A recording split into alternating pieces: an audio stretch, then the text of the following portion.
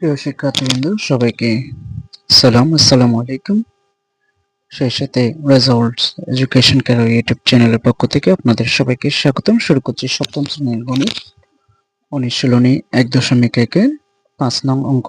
দেওয়া আছে এখানে 4639 থেকে কোন ক্ষুদ্রতম সংখ্যা বিয়োগ করলে বিয়োগফল একটি পূর্ণ বর্গ সংখ্যা হবে। তাহলে দেখতে পাচ্ছেন এখানে আছে 46, 39।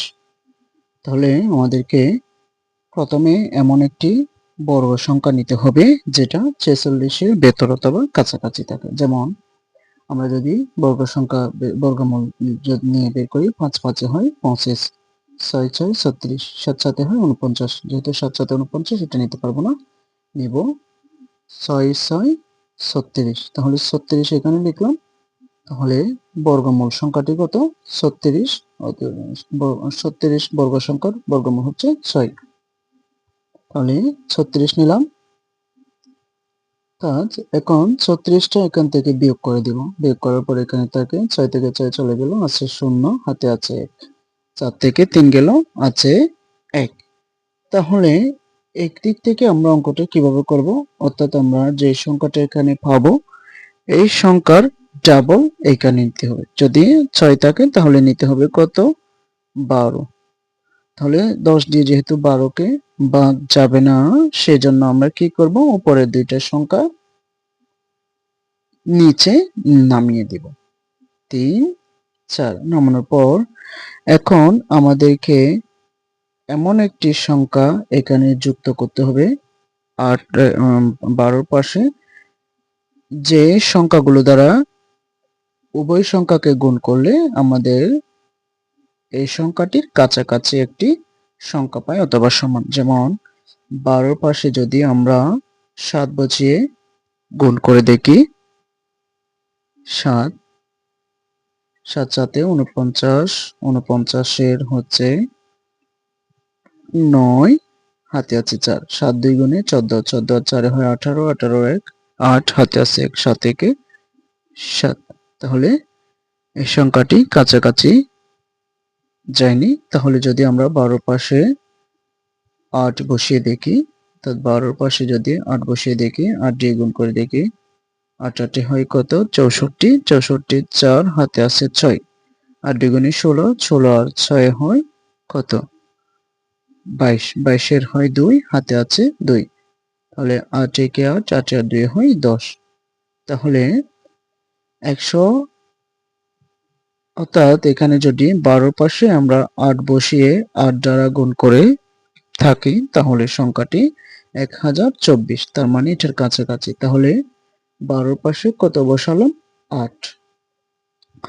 তাহলে এখানে 8 বসালে যে 8 সংখ্যাটা এখানে বসাবো ওই সংখ্যাটা আবার এখানে 6 এর পাশে দিয়ে দিলাম।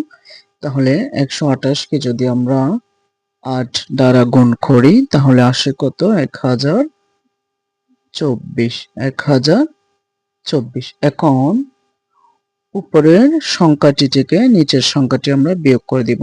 5 9 থেকে যদি 4 চলে যায় থাকে 5, 3 থেকে 2 গেলে থাকে 1, 10 থেকে 0 থেকে 0 গেলে 0, 1 থেকে 1 গেলে থাকে কত? তাও 0 বা কিছুই নেই আর কি। তাহলে 46 39 এর বর্গমূল,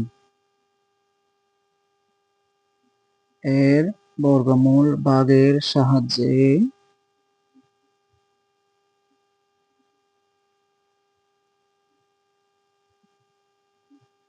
নির্ণয় করতে গিয়ে 15 অবশিষ্ট থাকে। কত অবশিষ্ট থাকে? 15 অবশিষ্ট থাকে। তাহলে সুতরাং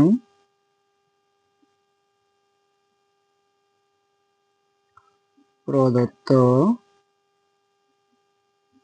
সংখ্যা থেকে 15 বাদ দিলে প্রাপ্ত সংখ্যাটি পূর্ণ বর্গ সংখ্যা হবে। বর্গ সংখ্যা হবে, পূর্ণবর্গ সংখ্যা হবে। নির্ণয়